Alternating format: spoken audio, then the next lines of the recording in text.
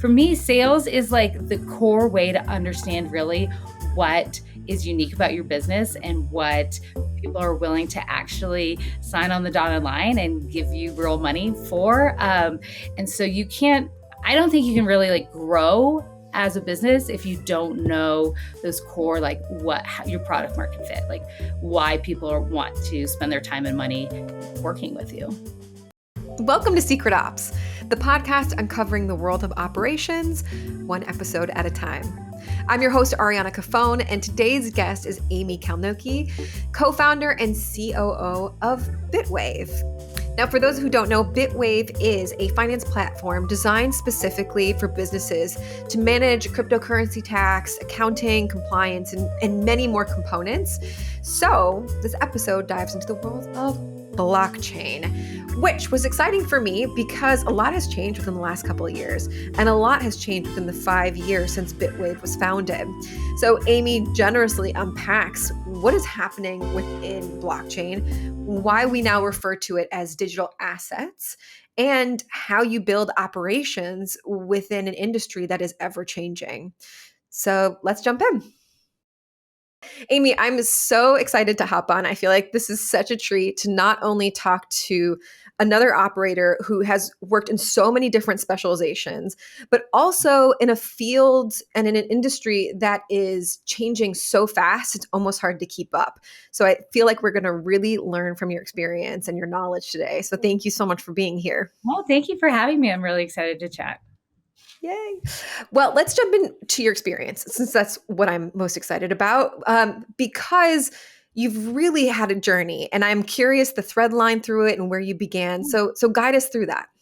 So I studied business in undergrad. I always kind of knew generally I had this concept that I want to run a business. Like I want to do business. And I feel like when you're young, it's so hard to really like know exactly what you want to do. Unless you're one of those people who just always knew like specifically, I want to be in this like one science field or something like that. So I always wanted to run a business. I wanted to, have my own business. And if you had asked me back then, like what kind of business, I wouldn't have been able to tell you.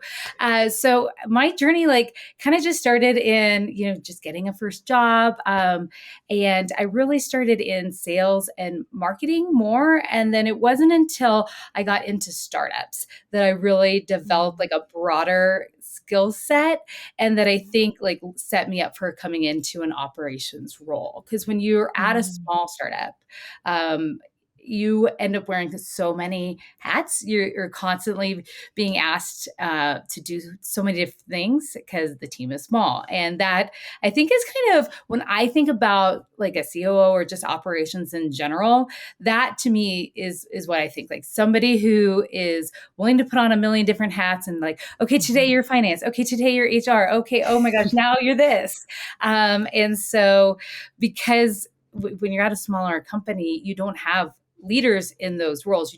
You're not big enough to warrant having someone to just take on, whatever that is, compliance. Like here at Bitwave, like I currently run compliance because it's not, our compliance requirements are not broad enough and heavy enough to warrant bringing on someone to do that as a full-time. So I kind of lead a cross-functional team that all pitches in to make sure we've done all of our compliance requirements. But, is that necessarily something that every person in operations does? Like, no, oftentimes that's under legal and under a very different kind of job purview. But when you're at a startup and you do operations, you do a little bit of it all.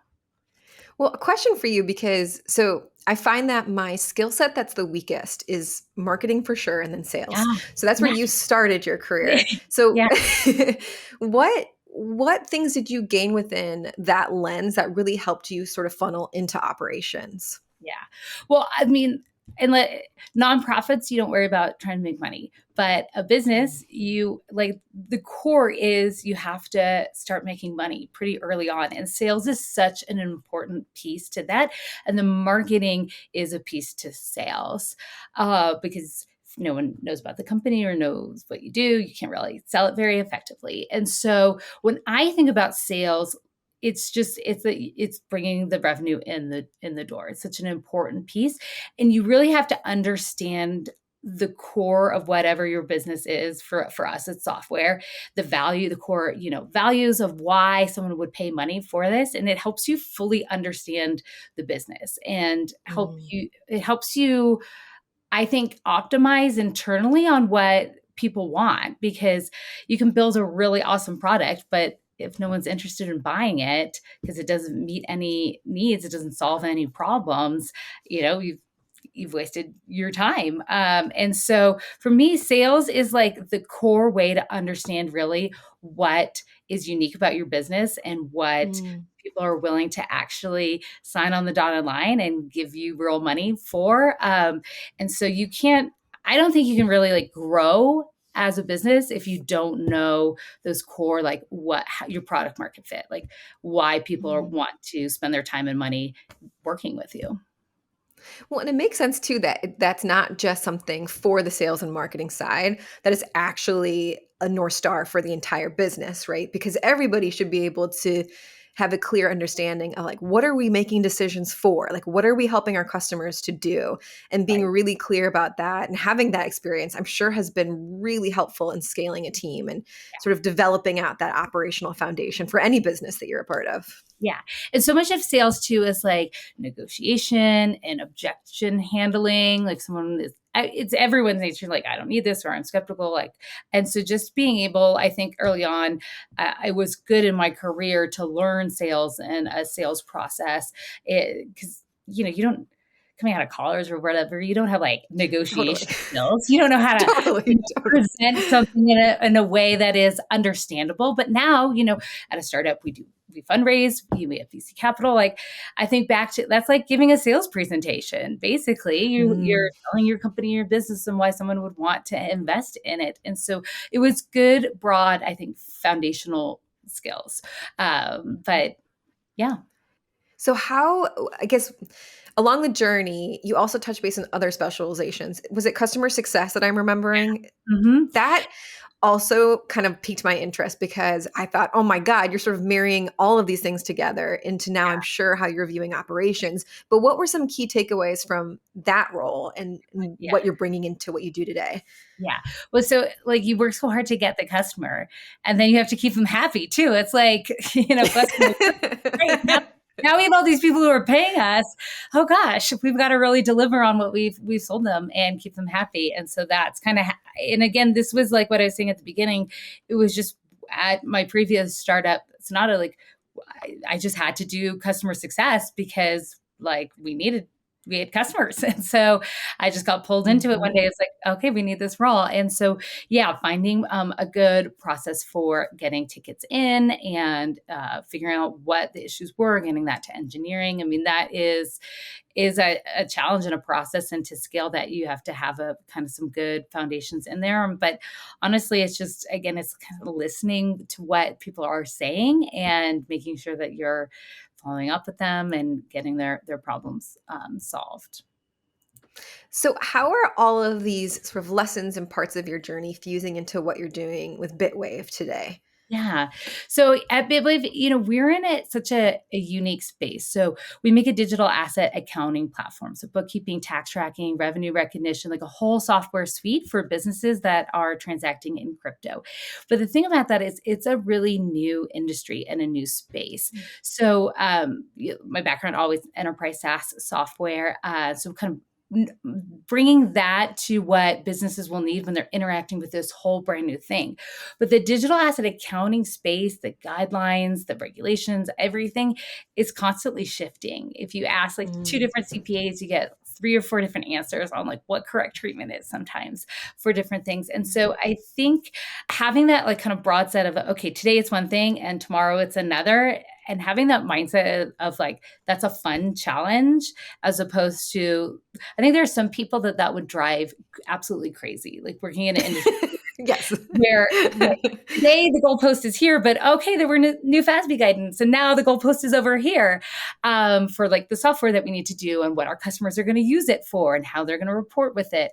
Like I think that's fun and exciting because it feels like we're very much at the cutting edge of this industry. And but I realize that some people would just think that that is like heartburn central and not to do that. Harvard Central.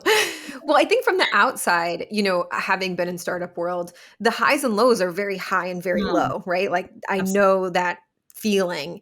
And then Yeah. I think being in an industry that also is going through highs and lows, at least from the Mhm. outside, it almost seems like, wow, you have to have a very thick skin to navigate this, or maybe a high tolerance for it. Yeah. Do Yeah. you do you think so being in it, or is that just like a misconception I have being No, on the I outside? it's startups are definitely a roller coaster and a marathon. So it's like marathon, not a sprint, and it's a roller coaster at the same time. And it's true. Like with startups, it's important to not get like too high when things are going really great or too low when things aren't going great because it's Yeah. always going to oscillate between those two points. And so keeping a very long term view um, of like what needs to get done today and then where we're going in the future and knowing that a smaller setback is okay, like that's part of the process here is really important. And I think that's something that you do have to learn, because it is easy to get really really excited about something that went well and then really down when something's not going as smoothly. But if it were easy, Yeah, like everyone would do it, right? So startups are not easy, totally. and so you have to kind of go in heads up knowing that there will be challenges. So going to founding Bitway with you and Pat White, Yeah. first of all, how did you all know that you were this founding team? Yeah. Um, I love the business in the sense that like it takes things that are incredibly important, but probably very boring for people and makes it very accessible. So Yeah. how did you sort of find that partnership, get this idea, build up this like technology around it? What was that journey? Yeah, so Pat and I actually knew each other from a long time. My previous startup that I mentioned, Sonata, we co-founded that with two other co-founders. So there was the four of Got it. us, and we had some, employees and stuff like that.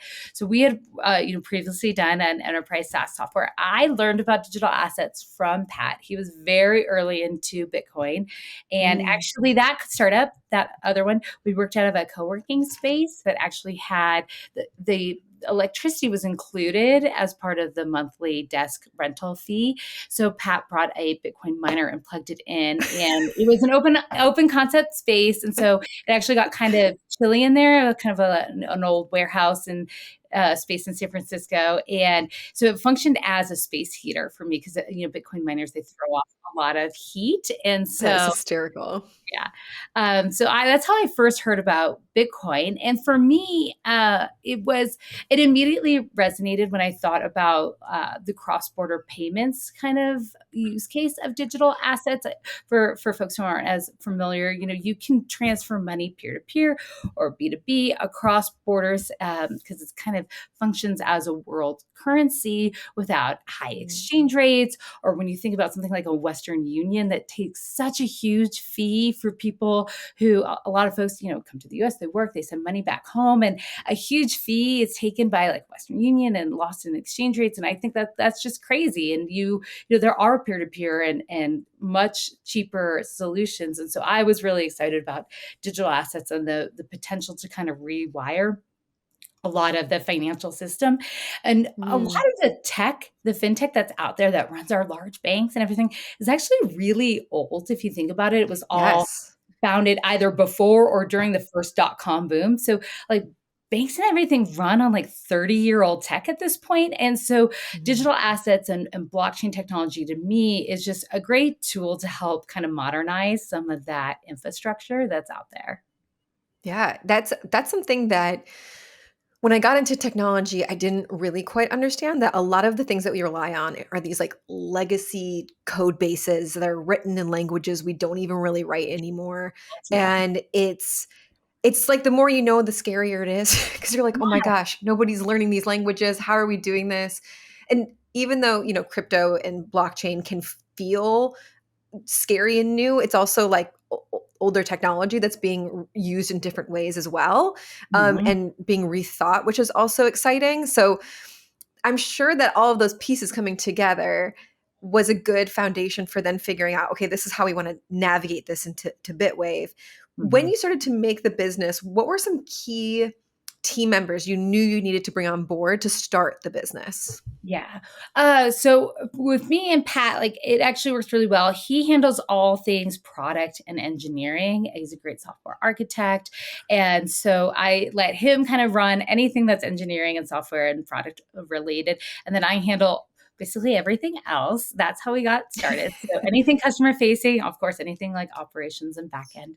And so early on, going back to what I said, like some of our first employees were salespeople. I think we had hired Mm, two engineers, a solutions kind of architect person to work with customers implementing, and a salesperson. Like that was our earliest mm, kind of like group of 5 or 6 employees. Again, because net new customers and sales for startups is key. And so mm. salespeople actually we invested in and brought on pretty early on, which left a big like operations kind of backlog for me because I was doing, Yes. HR and The- all of the compliance. We did so much growing during the pandemic that we mm, actually pretty early on just everyone worked from home, work from home first, remote, kind of distributed team. But that does from the compliance and like kind of back end, you have to register in a bunch of different states. You have to yes. have tax filings in a bunch of different states.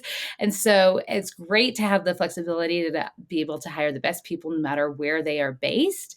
But know that that brings on, a kind of a whole workload. So I did HR until eventually we grew big enough and did enough hiring that, we brought on an HR person.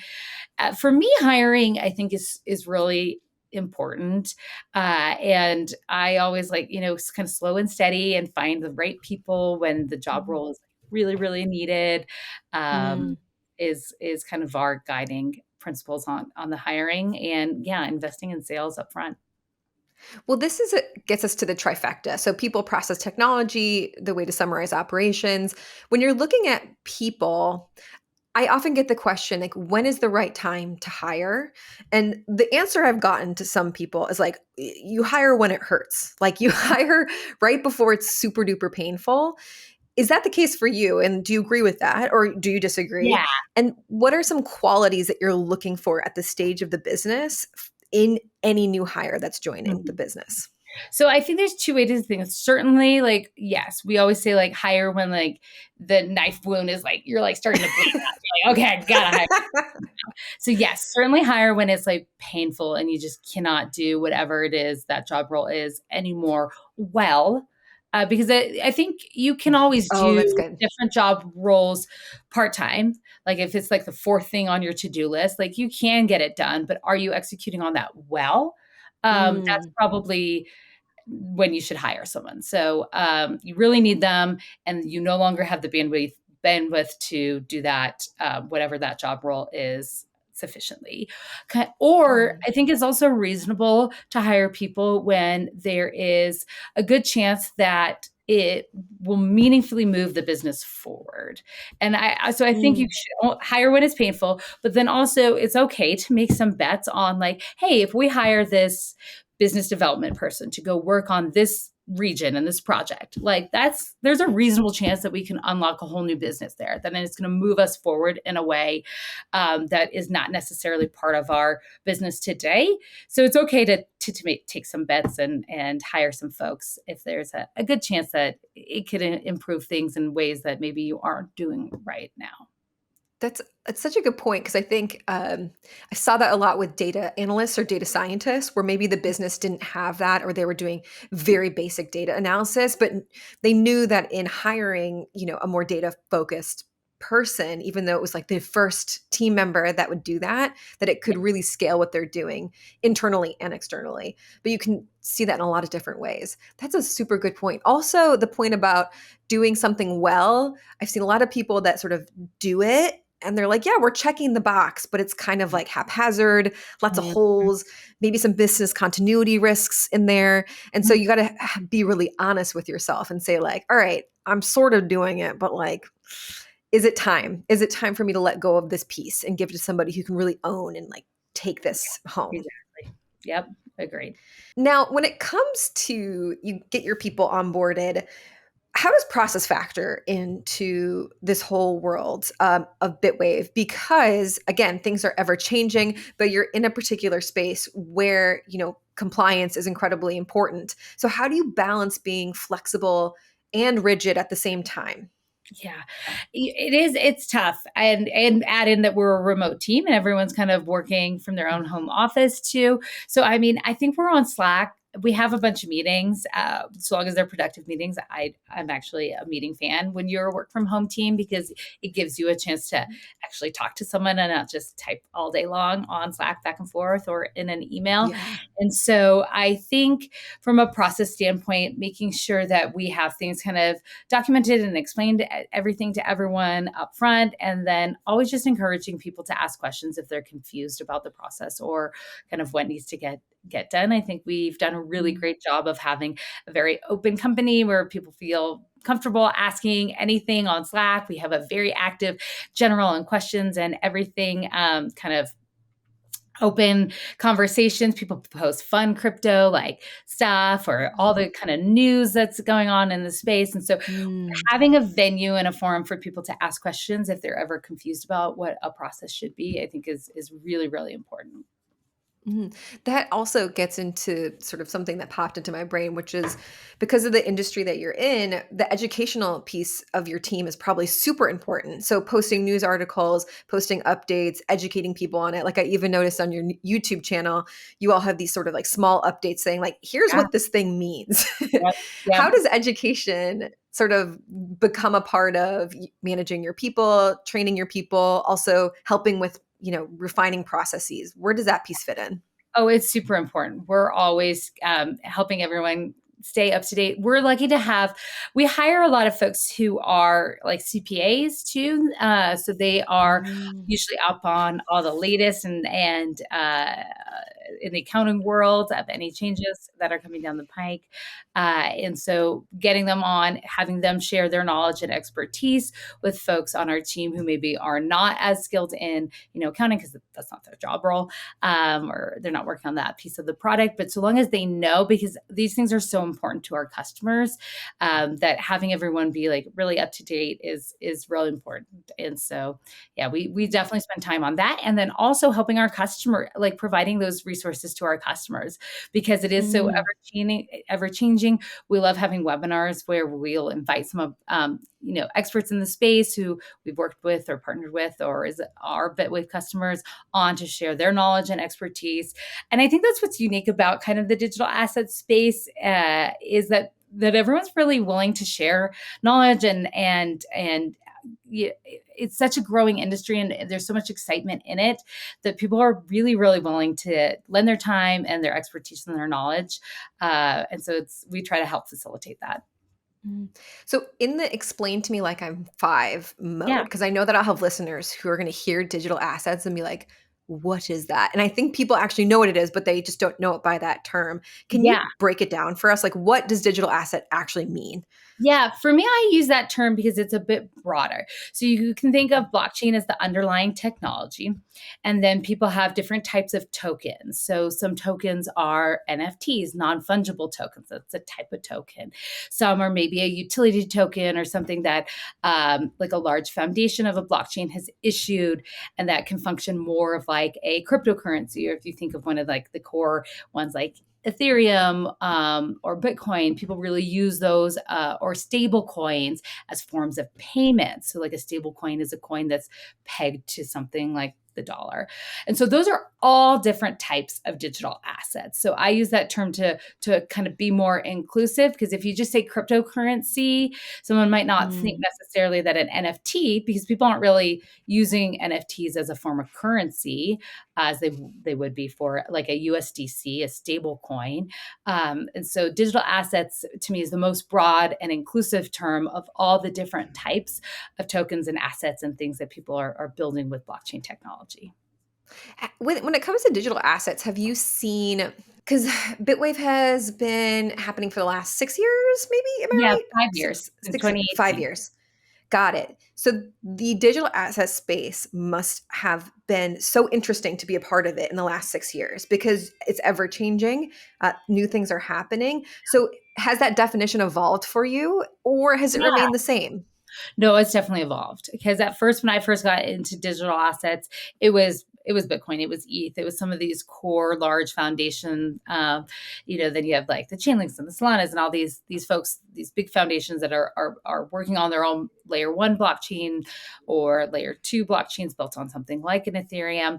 And then we had the whole DeFi summer, DeFi's decentralized finance that spun up all these new projects and a whole new way to use blockchain and crypto, and then NFTs. And so it's Mm, always evolving, and that's what I think is great about blockchain because it's a technology that people are finding new, creative, exciting use cases. They're finding new ways to apply it, and my definition. Digital assets. Yeah. Initially, when we started, we always said crypto, and then crypto kind of took on some weird like negative connotations for people, and so that certainly has changed as we've gone along. So we're no longer like crypto for enterprises. So digital assets, I think, is the one that everyone has kind of settled on. People sometimes say virtual mm, currencies, but again, I think that's a mm. little limiting because it doesn't include things like NFTs, which for some people are like works of art. NFTs can be a bunch of different things. It Totally. can be a ticket that you use. It can be some sort of a utility access token, or it could be somebody's work of art that's documented on the blockchain. And so, I think keeping things kind of broad with digital asset as opposed to any of the subsets, it makes the most sense. Totally. And it leaves it room to grow as well, because who knows what's going to be happening in 10 Oh, yeah. years, right? Yeah. So actually, the term digital asset had a previous meaning, which people Mm, don't use it. So, like for websites and some like early on in like computer tech, it meant like some sort of a photo that people would put on their website or things like that. Like it had this old meaning, like interesting. asset on a website, but no one uses that anymore. But initially, when you were, like, Googling for digital asset, like, 5 years ago, you would get these, like, old sites of, like, "Oh, well, these are all the assets." Or, like, digital asset manager would be, like, a way to, like, manage all of the visuals on a website. Yeah. That's interesting. I tell you, the history of technology is so interesting. If you aren't into it, I would highly recommend opening your mind to it because you have to think about it's all a bunch of humans making decisions in recent decades about what technology is going to be. So there's so much incredible, like little tiny human decisions that now we use every single day. And it's something that's just happenstance, but it's fascinating. Yeah. So we talk about technology in the digital asset space, but let's talk about internal technology within your operations. Yeah. How do you decide and how have you learned to apply technology within your operations within the business? Yeah. So, we have our SOC certification, our SOC 2.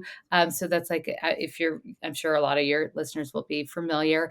And so for some of those, we need to have technology to do like ticketing system for any sort of security related things or onboarding and offboarding. So we'll use tools like Jira or something like that as a ticketing system. So some of our software decisions are driven by compliance requirements, and then some are just like what works best. And I tend to like let if people suggest like do a trial, like let's try adding this new piece of tech if it really does help improve speed or efficiency or documentation, adding Mm, it on. I mean, certainly we're a software company, so we're very pro using software tools.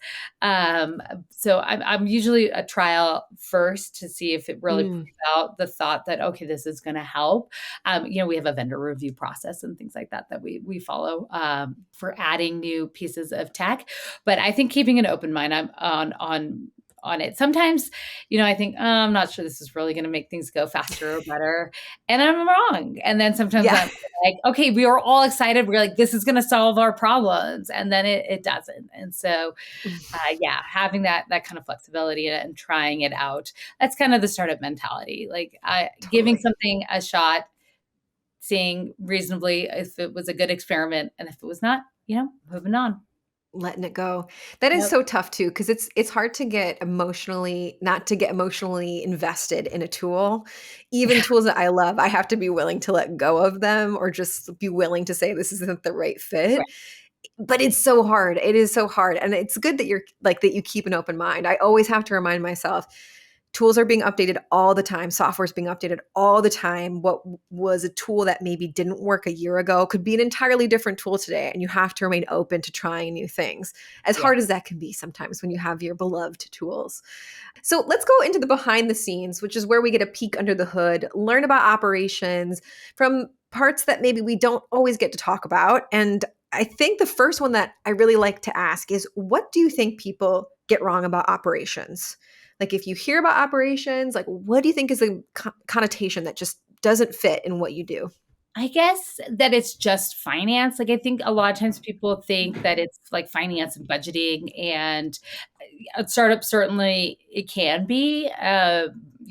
Operations can do the finance stuff, but I think sometimes people just think, oh, well, that's kind of like a finance function, but it can be so much more. Totally. Thinking it's a singular thing is always going to be a problem with Right. operations because Yeah. it turns into a catch all, Right. which maybe like gets into the next question, which is out of that, what do you think is the hardest part about what you do?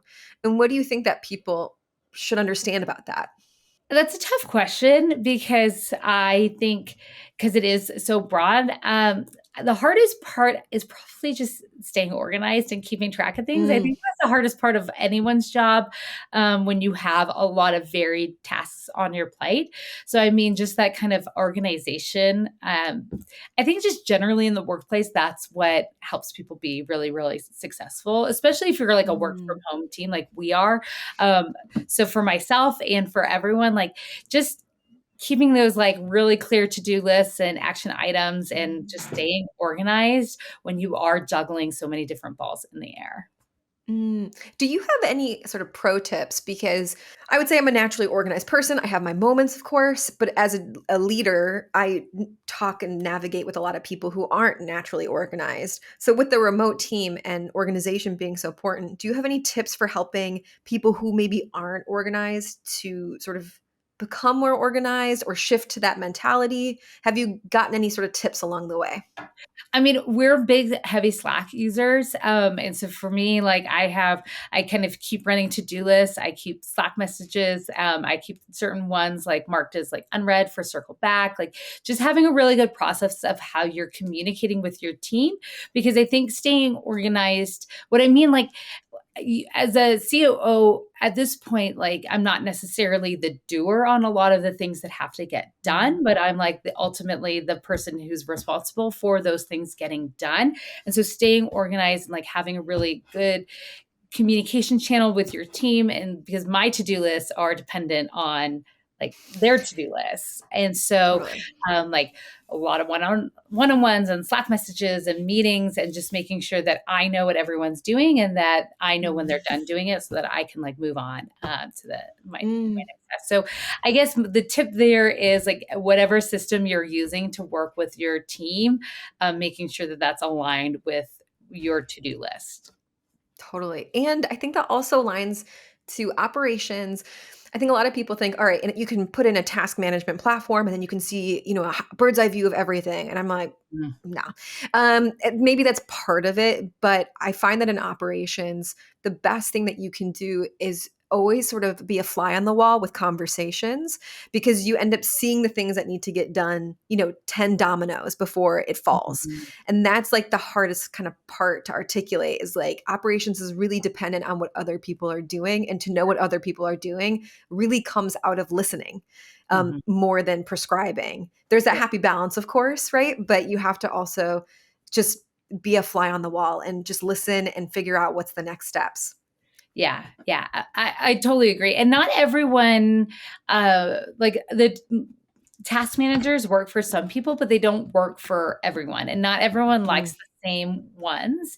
We like some of our team likes Notion, some's like Confluence, some like like yep. people have their different preferences, and so I never take a one size fits all approach because some people like really don't like Notion, and some people love it, and so. just working with people, so long as they're getting everything done. And, our salespeople, of course, they work out of HubSpot, and like their tasks are there, and the roll up reports that I see are coming out of that system. So I think like keeping an open mind on different teams and different people are going to stay organized in different ways, I think is important. Yeah, definitely. That's a good point with sales team members too. Sometimes, like giving them the freedom to manage things on their own and then requiring the minimum that you need within a platform could be a great solution. They can work their magic and however their unique magic is, but then you can track things that you need to track. Like kind of following that guideline for other teams is helpful too. Yeah. So this gets to the good stuff. Like, what is the stuff in being operations that just makes getting up in the morning worth it? Like, what are the things about operations that really, I don't know, put a positive spin on your day? I mean, I think you have like such a huge impact on the business, right? You are operating the business literally. And so like things wouldn't operate without the person managing it. So it's just that it's really a core part of running a company. And it's my company with my co-founder, and we have such a huge and great team. And that every day, I just feel excited to work on Bitwave and excited to work with our team and our customers. And we have a huge network of partners too. Like this space is just really surprises me every day, just how willing everyone is to kind of work together and collaborate. And so I'm excited every day that I work on Bitwave and get to kind of chat with my team and with our customers and partners. If someone's listening to us and they're like, I want to be Amy, where do I begin to do Yeah. that? How would you guide people in getting started within this field of operations that's vast and different per industry and person? Where would you guide them? I would say a small software startup, like a 10 person, 15, 20 person at most team. And, just get in. The best way to learn this stuff, I think, is by doing. I don't think I would have learned all I know about like HR and different state, filings if I hadn't just jumped in and been like, yes, I'll do it. And so I would say I mean, there are risks, of course, involved with a smaller startup. They're not as, a big company is a big company for a reason. And so, but if you really want to learn a lot, small startups are the best place to do that, because you just end up, there's so much to get done that if you're the kind of person who wants to learn a lot of different parts of running a business, the best place to do that is on a small team, because everyone's dividing up the responsibilities. And if you're on a startup that's not happening, then that's probably not the right startup. I think a good startup, a good small stage startup has an operations role, certainly, where you will be pulled in a lot of different directions. And it's the best way to learn. Definitely. You'll learn things that you never even wanted to know. And then you're like, I'm so glad I know them. But like, who wants to know about freight shipping, Yes, across, exactly. like who wants to know about this thing or who wants to know about compliance with GDPR? Right, exactly. But that's what evolves your skills and evolves how the business functions. Okay, let's go to rapid fire questions because All we want right. to get to know about you as a human, not just as an operator. Although I really appreciate so much of your brain and all of your experience just breaking it down for us, especially within this industry. But let's learn about you. All So right. just go with your first response on these. No big deal if it doesn't come to mind right away. First one is, what is your favorite part of the day? My big cup of coffee in the morning. And I just open up I just open up my computer and I have a big, I actually still have it on my desk. So a huge mug of Whoa, coffee. that's a And bowl. it's a bowl of coffee in the morning. I just open up it's just a good way to start the day. I love it. What book are you currently reading or what audiobook are you listening to? So it's The Ascent of Money, and it's Niles Ferguson, not Neil Ferguson. Ascent of Money, super interesting. I'm only maybe like 3 or 4 chapters in, but it just kind of traces. Uh, currency and money and the whole like credit and financial system and M2 and like all these things you've maybe like learned in college and in accounting or finance class. Just really, really, really super interesting. So I recommend. I'm only about 3 chapters in, like I said, but so far so good. That sounds so good. Also, again, like so fascinating from a human Yeah. psychology, Oh yeah. society standpoint. What is money? Yeah, Clay tablets to, early silver to all, to lending and it's really, nuts. really good. Well, I can't wait to check it out. What is the best purchase you've made under $50? Under $50 recently? I don't know. It's a tough one. This one gets people. I'm a big comfortable shoes fan. So Ooh, always flats, always arch support. So nothing fancy on the shoe front. Because nice. when I go to conferences and you're like on your feet after work from home, you're like sitting in your chair all day long. And then like last week I was out at MainNet, which is a Masari. It's a like a research company in the digital asset space, and they host a conference. I actually spoke on a panel about crypto and taxes and accounting. And you go to these conferences after just like all day, every day, sitting in a chair. I mean, I try to take walks, of course, and things like that. And you're on your feet, and it's such a shock to your system, at least to Oh my mine. gosh. So always like comfortable shoes. So I think the last pair of shoes I bought was actually under $50 and very comfortable. I love it. I'm a Birkenstock crunchy gal. Yeah. So they're not the prettiest shoes, but man, are they help you out. They do you solid. Exactly. Uh, what is something that makes you little kid happy? Little kid happy. I guess this is gonna sound silly, but my cat Luna, she's like the snuggliest cat in the world. And I just feel like I probably just love her too much, like a little kid, because I just think she's just the best. And so she just makes me like little kid happy when she just sits on my desk. Oh, She's not here because we're recording. I had to kick her out, but she'll just sit on my desk and purr. And like, well, who are you? Why are you the sweetest cat in the world? So I oh guess my that makes me God. little kid happy. Can you give us like a sense of her vibe? Like, is she a black cat? Like, what does she look like? She's a Siberian, so she has like blue eyes and white fur, and she's very fluffy and very sweet. And I don't like when people say like she's a very dog-like cat, because cats are, They come in all different all vibes. different kinds. You Yes. don't have to always be aloof. And so she's just a very friendly cat. Oh, I love that. What is the most important lesson you've learned so far in your life? I think, like, at least from the business perspective, that you can usually get another job. Like, I think sometimes people worry Mm, so much, but like, I have skills, like, I have a college degree. Like, taking a risk on a job that maybe you're not, maybe people take, like, sometimes I think they take comfortable jobs or more secure jobs. Uh, you, if a job doesn't work out, like you can always find another job. I mean, maybe that's not true. Maybe that's just, like a little bit of privilege with my college degree. But I think that oftentimes people are too unwilling to like take a risk on a job. mhm, Sometimes we interview. Maybe I'm seeing that from this my co-founder perspective or startup love perspective.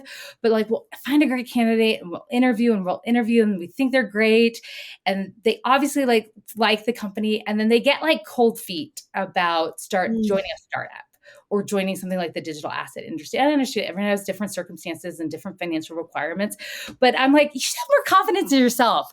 Yeah. If this job doesn't work out, like you're so marketable, like you can go find another job. And so that's my perspective on it. And so I don't know. I guess I learned that early on that like I took risks at start joining companies. Because I was like, worst case scenario, like I'm gonna just get another job. I don't know. I feel like there's something in my youth that I'm like, man, I'm so glad I just didn't know what I didn't like. I just didn't know. And I just said yes. And I just jumped into the thing. There was so many things that came out of it that have been so beneficial that if I were so risk averse, I wouldn't have done them. And I'm just sort of great. I just said, yeah, Yeah. like, let's just see where it goes. Maybe that's a better way to say it. to learn the skill. I think I learned the skill of not being risk averse. I think Mm. initially my like nature would have been to be a little more risk. That's a better way to phrase what I was trying to say. Like you have to learn, if you can, to not be like scared of risk. Also, just as like a side note, I know this is supposed to be a rapid fire question, but I think because what's happening now within the business world and within our society, there's so much that is not existing today that will exist in a year from now, in 5 years from now, in 10 Yeah. years from now. You're not going to know where you're going to end up. And the things that you're going to do might not exist today. So sometimes you just have to say yes. And there might not be that track record, but Yeah. that's just kind of where we're headed, Yeah. as a society. And being okay with being a little scared is, I think, a good thing. It's good Yeah. for your Right. character. Yeah. I agree. Um, Last question, which is, what do you want to be when you grow up? Gosh, I want to be what I am. I always wanted to run a business. And so I'm doing it. Like I want to be a co-founder and a COO of a company. And so I this think is little kid Amy would be very proud great. of. Thank you. Thank you. I I hope so. I just love it. And so yeah, I have the job. I feel really lucky. I have the job that I've always wanted. That's so heartwarming and infectious.